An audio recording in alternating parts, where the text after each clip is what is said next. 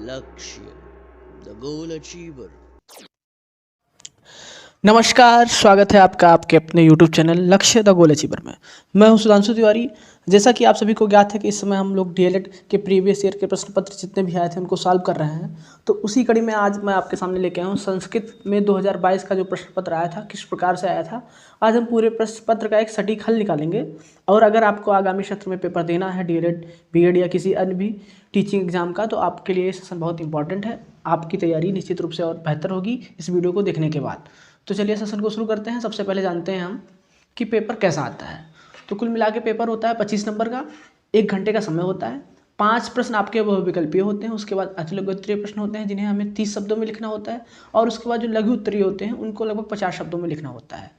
तो चलिए सेशन को शुरू करते हैं। उससे पहले जो लोग चैनल पर नए हैं वो चैनल को सब्सक्राइब कर लेंगे और बेल आइकन को प्रेस कर लेंगे, जिससे कि इस प्रकार की वीडियो जब भी चैनल पर अपलोड हो तो आपके पास नोटिफिकेशन जाए और आप देख सकें। इस चैनल पर लगभग सभी विषयों के प्रीवियस ईयर के वीडियो अपलोड हो रही है, तो आप लोग जाके उसको भी देख सकते हैं। तो चलिए शुरू करते हैं आज का सेशन बिना समय गवाए।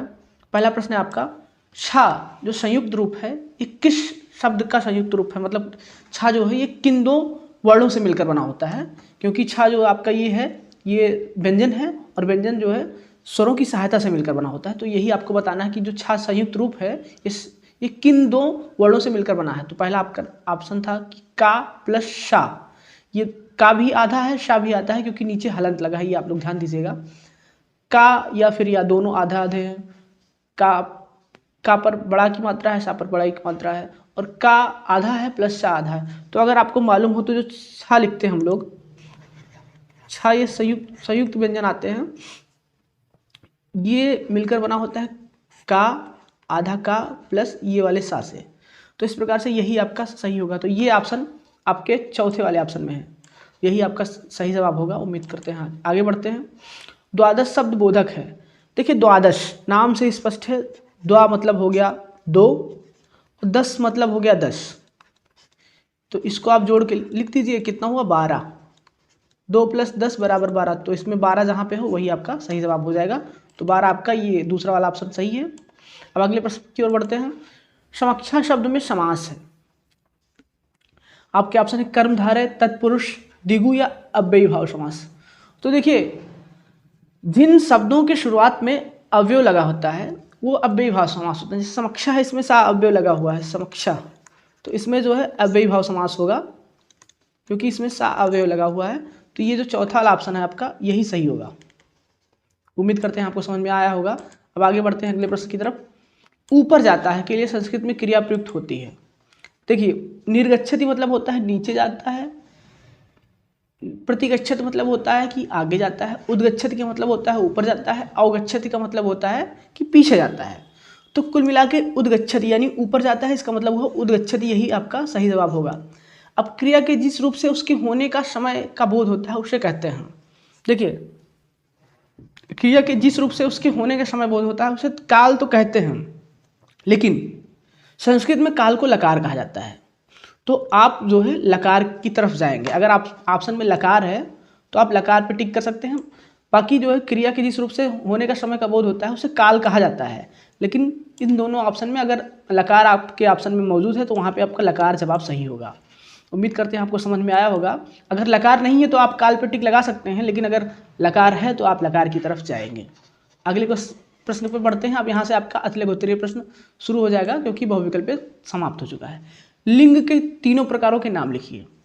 तो देखिए संस्कृत में जो है लिंग जो होते हैं वो 3 प्रकार के होते हैं। पहले होते हैं पुल्लिंग। तीनों प्रकार के आप नाम लिख दीजिए, बस यही करना। पुल्लिंग, स्त्रीलिंग और नपुंसक लिंग। संस्कृत में 3 प्रकार के लिंग होते हैं, जबकि हिंदी में केवल 2 होते हैं, पुल्लिंग और स्त्रीलिंग होता है। और अगले प्रश्न की तरफ बढ़ते हैं हम। 2 पशु और 2 पक्षियों के नाम संस्कृत में लिखना है हमें। तो सबसे पहले अगर हम पशु की बात करें तो पशु का नाम लिखते हैं हम।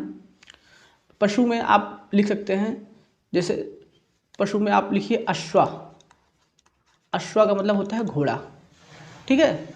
और आप लिख सकते हैं अजा। अजा का मतलब होता है बकरी। आप और भी लिख सकते हैं, स्वान मतलब होता है कुत्ता। गजा मतलब आप लिख सकते हैं हाथी होता है। इस प्रकार से आप जो है, लेकिन हमें 2 का ही लिखना है। अब पक्षी भी लिख लेते हैं, 2 पक्षियों के नाम भी लिखने हैं। तो अगर आपको पता हो, कपोता मतलब होता है कबूतर और शुका मतलब होता है तोता। आप उल्लूका भी लिख सकते हैं, उल्लूका का मतलब होता है उल्लू। तो आपको 2 ही लिखना था तो आप 2 ही लिखिए। तो ये इस प्रकार से आपके 2 पशु पक्षी के नाम हो गए। अब अगला है जो है फलेन शब्द का विभक्ति एवं वचन बताइए। तो फलेन जो शब्द है, ये फलेन जो है, अगर आप फलेन फल धातु शब्द रूप आपको याद है तो फलेन जो ये है, ये तृतीया विभक्ति में लिखा हुआ है। एक वचन और तृतीया विभक्ति में फलेन लिखा जाता है। ये एक वचन है और ये तृतीया विभक्ति है फलेन। अगर आपको शब्द रूप याद है तो आप इसे आसानी से बता सकते हैं। एक शब्द रूप आप याद कर लीजिए और एक धातु रूप के 5 धातुओं में उसको याद कर लीजिए तो आपको आसानी होगी। अब अगले प्रश्न पर बढ़ते हैं। रमा शब्द का सप्तमी विभक्ति बहुवचन लिखिए।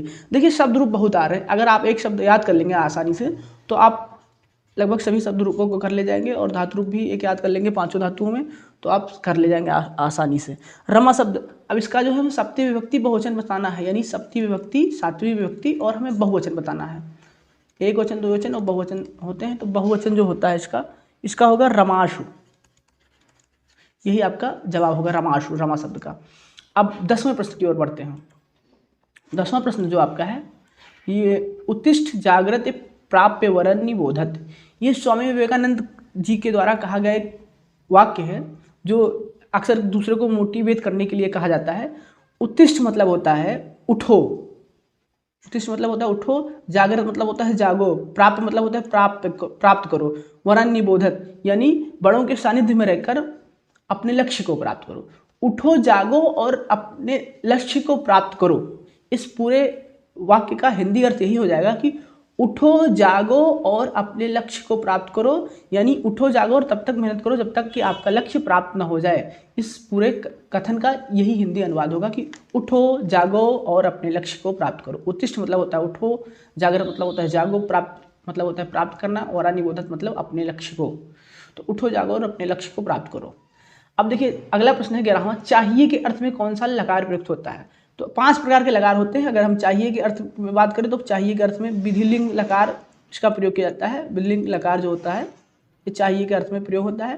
देखिए लट लकार जो वर्तमान होता है, लंग लकार जो होता है ये भूतकाल के लिए होता है, और लिट लकार जो होता है ये भविष्यत काल के लिए होता है, और विधिलिंग लकार जो होता है चाहिए के अर्थ में होता है। इस प्रकार से कुल मिला के आपके 5 लकार होते हैं।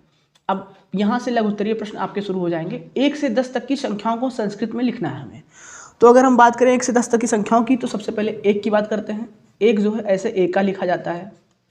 2 की बात करें हम तो 2 को 2 या दुई लिख सकते हैं आप लोग, ये विसर्ग रहेगा केवल। 3 को आप लोग त्रि लिख सकते हैं या त्रय लिख सकते हैं, दोनों में से कोई एक लिख सकते हैं आप लोग। और 4 की बात करते हैं तो 4 जो है ये चतुर या चवार ऐसा भी लिख सकते हैं आप, चावार दोनों होते हैं। अब बात करते हैं 5 की, तो 5 को आप लोग पंच लिख सकते हैं, 5 हो गया। अब अगर 6 की बात करें तो षष्ठ ऐसे लिख देना है आपको। 7 की बात करें तो सप्त हो जाएगा। 8 की बात करें ये आप जो है सप्त ऐसे लिख सकते हैं, सप्त। 8 की बात करें तो अष्ट। 9 की बात करें तो 9 और 10 ऐसे सिंपल लिख देना है, 9 और 10। तो उम्मीद करते हैं आपको 10 तक की संख्याएं पता चल गई। 1 2 3 चतुर पंच षष्ठ सत अष्ट 9 10, ये आपके 10 तक की संख्याएं हो गई। अब बात करते हैं संस्कृत शिक्षण की विधियों का उल्लेख कीजिए। जो संस्कृत शिक्षण की विधियां होती हैं उनके बारे में हमें बताना है। तो देखिए संस्कृत शिक्षा में हम लगभग, अगर आपने शिक्षण अधिगम पढ़ा है तो उसमें जितनी विधियां होती हैं लगभग सभी संस्कृत शिक्षण में प्रयोग की जाती हैं। जैसे एक होती है मांटेसरी विधि, ये 3 से 6 साल के बच्चों के लिए उपयोग की जाती है, तो ये भी संस्कृत शिक्षण में उपयोग की जाती है। किंडरगार्टन विधि होती है, ये भी जो है संस्कृत शिक्षण में उपयोग की जाती है, किंडरगार्टन विधि। और अगली विधि होती है आपकी डाल्टन विधि, डाल्टन विधि हो गई। खेल विधि हो गया आपका, और प्रोजेक्ट विधि। ये सभी विधियां जो है संस्कृत के शिक्षण के लिए उपयुक्त की जाती हैं। ये पांडेसरी विधि, किंडरगार्टन विधि, डाल्टन विधि, खेल विधि, प्रोजेक्ट विधि। तो उम्मीद करते हैं आपको सभी विधियों के नाम याद हो गए होंगे। अब बात करते हैं धातु से आप क्या समझते हैं। तो देखिए धातु का मतलब होता है क्रिया, यानी जिन शब्दों से किसी कार्य के होने या करने का पता चलता है उसे हम धातु कहते हैं। और जो धातु होता है संस्कृत व्याकरण में क्रिया के मूल रूप को ही धातु कहते हैं, यानी किसी कार्य के करने या होने से हमें जिसका पता चलता है उसे हम धातु कहते हैं। अब उदाहरण सहित हमें स्पष्ट करना है, तो जैसे राम जाता है, रामा गच्छति, तो यहाँ पे जो गच्छति है ये आपका धातु है कि वो राम जा रहा है, राम जाता है, तो यही आपका जो है धातु हो जाएगा। अब अगली तरफ बढ़ते हैं, अगले प्रश्न पर। संस्कृत भाषा की वर्णमाला को कितने भागों में बांटा गया है? देखिए, चाहे संस्कृत भाषा की वर्णमाला की बात करें चाहे हिंदी भाषा की वर्णमाला की बात करें, इसको दो भागों में बांटा गया है। पहले आपके हैं स्वर, दूसरे हैं व्यंजन। स्वर ऐसे वर्ण जिनका उच्चारण जो है कि बिना किसी अन्य वर्णों की सहायता से किया जाता है उसे स्वर कहते हैं, यानी मुक्त रूप से इनका उच्चारण किया जाता है। और व्यंजनों का उच्चारण करने में हमें स्वर की सहायता लेनी पड़ती है। तो इस प्रकार से आपका जो है संस्कृत भाषा की वर्णमाला को कुल दो भागों में बांटा गया है, स्वर और व्यंजन। अब बात करते हैं अगले प्रश्न की। 16वां प्रश्न है आपका, किन्हीं 4 फलों के संस्कृत में नाम लिखिए। फलों के नाम हमें संस्कृत में बताने हैं। तो सबसे पहले आम जानते हैं आप लोग, आम का मौसम आ रहा है, आम्रम को आम कहते हैं। संस्कृत हमें नाम लिखना है, हिंदी भी आप बगल में लिख देंगे अगर पेपर में तो अच्छा रहेगा। दाडिमम, दाडिमम का मतलब होता है अनार, दाडिमम आप लोग लिख लीजिएगा। द्राक्षाफलम, अंगूर, द्राक्षाफलम को अंगूर कहते हैं, दाडिमम को अनार कहते हैं। अब बात करते हैं सेबम की। सेबम मतलब होता है सेब, और लीचिका, लीची को संस्कृत में लीचिका कहते हैं। तो ये आपका लीची हो गया, ये सेब हो गया, द्राक्षाफलम मतलब अंगूर हो गया, दाडिमम मतलब अनार हो गया, आम्र मतलब आम हो गया। तो 5 फलों के नाम आप संस्कृत में लिख सकते हैं ऐसे आसानी से। अब बात करते हैं संस्कृत शिक्षण में ऑडियो वीडियो क्लिप के महत्व को दर्शाइए। देखिए, ऑडियो वीडियो क्लिप मतलब होता है, ऑडियो मतलब होता है सुनकर, वीडियो क्लिप मतलब होता है देखकर। यानी संस्कृत के शिक्षण में ऑडियो वीडियो क्लिप का क्या महत्व है? तो अगर हम ऑडियो वीडियो क्लिप की बात करें तो इसकी सहायता से कक्षा में ना रहकर भी जब चाहे तब अपना शिक्षण कार्य पूरा कर सकता है। वो बार बार उसको कहीं कोई टॉपिक समझ में नहीं रहे तो बार बार पुनरावृत्ति कर सकता है। 2 पॉइंट आपके हो गए। और कोई कठिन शब्द है तो वो वहाँ पे पर्टिकुलर उस स्थान पे जाकर उसका अर्थ जान सकता है। और ऑडियो वीडियो में उसको जो है जितनी बार चाहे उसकी पुनरावृत्ति कर सकता है। किसी विशेष पर्टिकुलर पॉइंट पे उसको नहीं समझ में आ रहा है तो डायरेक्ट वो वहीं पे जा सकता है। और देखिए, सबसे बड़ी बात यह है कि ऑनलाइन क्लास जो वही ऑफलाइन और ऑनलाइन क्लास होता है, ऑफलाइन क्लास में कोई भी टीचर है तो एक ही बार बताएगा, और ऑनलाइन क्लास में आप उसको बार बार बैकवर्ड करके आप देख सकते हैं। तो शिक्षण अधिगम में ऑडियो वीडियो क्लिप का कुल यही महत्व होता है। अब अगले क्वेश्चन में पढ़ते हैं। 18वां क्वेश्चन है आपका, संस्कृत में अनुवाद कीजिए। देखिए, अब 4 आपके अनुवाद दिए हुए हैं, इनका संस्कृत में हमें अनुवाद करना है। पहला है बालक हंसता है, तो देखिए बालक का हो जाएगा बालका, हंसता का है देखिए हंसता है यानी वर्तमान काल है, यानी लट लकार है तो हसती हो जाएगा।